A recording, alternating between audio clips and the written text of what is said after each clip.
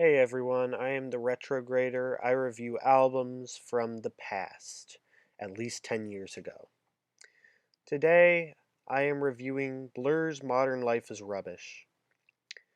Blur are an English rock band, and they are most notably associated with the Britpop movement and had a massive so-called chart battle with their fellow British Britpop band Oasis. But I always viewed Blur as the more interesting and more arty um, bands that kind of made more like creative songs, had more interesting riffs, and not just like a bunch of power chords and shit. And it really shows on their album Modern Life is Rubbish. Their first album, Leisure, was basically like Radiohead's Pablo Honey in a lot of ways because, I mean, it had great songs on it. I mean, like She's So High and Bang and There's No Other Way. But at the same time, it was not as good as what followed, indisputably. And their album Modern Life is Rubbish was basically a massive step up, kind of like how Radiohead made the bends after Pablo Honey. My favorite tracks on the album, there are a ton of them, and all of them share this really experimental yet like really poppy and catchy quality from like all kinds of genres across the board. And they all are representative of the Britpop movement quite a bit. For example, the track For Tomorrow, the opener, basically shatters anything that Blur made on Leisure, including like even the best songs like She's So High. For Tomorrow basically has like it sounds a lot like the Kinks' Waterloo Sunset in some spots. It has a lot of strings, like layered strings. It has Graham Coxon's like amazing guitar melodies during the La La La chorus, and it has some interesting lyrics about um, British life, and there it's kind of deep lyrics, and there's like the chorus is amazing. It sticks in your head on first listen, and then for another track highlight, we have tracks like the track Advert, which kind of brings their like some kind of punk into the equation. It's like kind of like mod revival, kind of like the Jam or like the Buzzcocks almost. And For Tomorrow has kind of a Kinks vibe, but Advert kind of has more of like a Jam vibe, and they have like a little bit more of like the punk rock guitar riffs and some like and I mean, they have a bizarre piano riff at the beginning. But other than that, it's a pretty hard rocking track for Blur. The drums sound very hard rock. And it's it and the opening line should have been like a meme back then. Food processors are great. Then we have Colin Zeal, the third track on the album, and basically the highlights from up until this point are basically just like the first, like every track at the beginning. Colin Zeal, it's very like guitar poppy, and I mean all of these songs have some kind of element of guitar pop. Like jangly pop kind of reminds me like the guitar work kind of reminds me of REM a little bit in that it's really complex but makes a lot of statements melodically.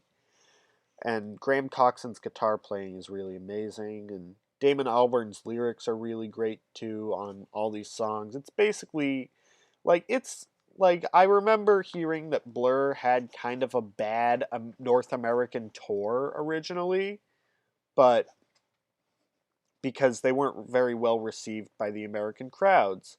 So instead of trying to conform to like all the Nirvanas and Soundgardens of their time, they decided to make a sound that was like incredibly like a huge counter argument to all of that. And I mean, I think Blur are basically like the best British band of the 90s by far, as like Nirvana was probably the best American band of the 90s. And then we have Star Shaped.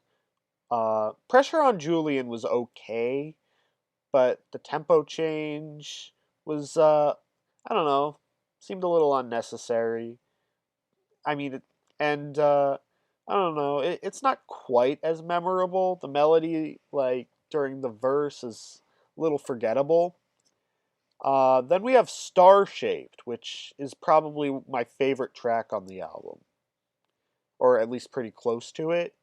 It's got amazing guitar work. It's even got like I think a clarinet at the very end of it, but the like this album basically expanded Blur's instrumental palette as well as like their like more complex guitar riffs and their more dense subject matter and the lyrics. And Star Shaped basically it's probably one of the more memorable choruses. The bass playing, Alex James, the bass player, is like he's amazing. On an album we will talk about in the future, Park Life, which I think is Blur's best album, with this Modern Life is Rubbish being their second best. I think like his bass playing on songs like Girls and Boys uh, is just like really complex. Kind of sounds a little disco-y or funky, but it also kind of sounds like, I don't know, it kind of sounds like Paul McCartney in a lot of ways.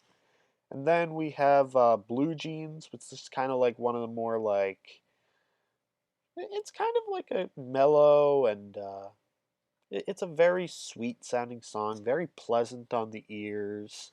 It's got some like nice guitar, and I'm not really sure if there's like a clarinet in the song, but it sounds really like it's very it is almost ethereal, but it's not quite. It's like the melodies are amazing and the chorus is really bittersweet. The lyrics, I don't know what the song is about, but it just makes me feel sad as hell. Then we have Chemical World, which is like this psychedelic rock, jangle pop, and it's got like this really amazing guitar riff throughout the entire song. Like Graham Coxon keeps coming up with interesting guitar riffs when he doesn't even need to, and it just makes the songs that much better. Then we have the intermission, which is, I don't know, kind of makes me laugh a little bit because it's very interesting, very circusy.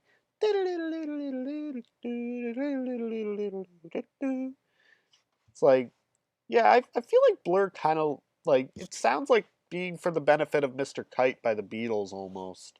Then we have Sunday Sunday, which is like their upbeat, like it's kind of like an upbeat like 6/8 rocker, and it's very like the lyrics are very sad, and but the song is just like really like put a smile on your face and shit. It's really, I love those contrasts. Then we have Villa, and then we have songs like Oily Water. Oily Water is probably the only song where I felt like they like probably could have like done a better job with not like totally ripping off My Bloody Valentine. I mean, the tremoloed guitars sound amazing, but like then you have like, you know, the chorus, which just sounds like the biggest My Bloody Valentine ripoff I've ever heard, even though it is a pretty well written one. Like, if this was like a Weird Al parody of like My Bloody Valentine, it would be amazing. But it's a Blur song. It's pretty good. Then we have Villa Rosie and songs, and I think Miss America too. But Villa Rosie stands out because the chorus is amazing. I mean, the verse melody, while it is like not, it kind of sounds a little silly. I mean, the guitar riff during the chorus is like unreal, and the it's kind of makes me laugh a little, but I really love it. And And I like how it's like a minor verse, kind of, but then it goes into like this more major chorus. Kind of reminds me of like, it's something like the Beatles would probably do. Like a lot of Blur's music and like their album progression kind of reminds me of like both the Beatles and Radiohead in a lot of ways because they progressed with each album and took on a new sound with each album pretty much. Then we have the song Coping, which is a really it, like a lot of these songs just sound flat out good like on the ears. Like you can basically just listen to it while doing work and it sounds nice in the background, or you could just listen to it and like really analyze it and it's just as good that way, if not better. And Coping is the there are parts of it that are just so blissful, but it's like kind of like a jangly like rock song, and I really like it for that reason. Then we have Turn It Up, which sounds like it could do really well on the radio in England at the time. It probably did. A lot of this album did amazingly well in England. And then we close out with Resigned, which kind of sounds like Blue Jeans in a few ways, but it's a little bit more upbeat. And it closes out with basically a repeat of the instrumental section between Chemical World and Sunday Sunday, which I get a kick out of. But I think I think my least favorite track on this whole album. Damn, this is a tough one because this album is great. I'd give it a 9 out of 10. Because it still holds up really well today. Some of the production does sound slightly dated, but I mean, the songwriting, the guitar work, it's all amazing. And and I feel like Damon Albarn is a pretty underrated singer. Like he has a very unique sounding voice, and I like the thick British accent quite a bit.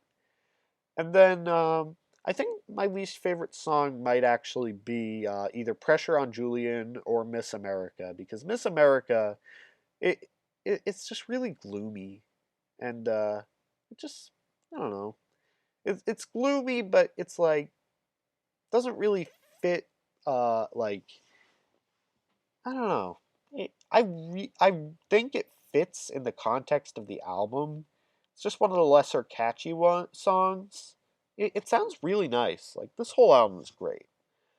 Uh, but I mean, compared to For Tomorrow, Chemical World, even like Coping and Star Shaped, I don't know. It's not quite up to snuff. But overall, check out this album. I am the Retrograder, and I give this album my stamp of approval, a 9 out of 10. Thank you.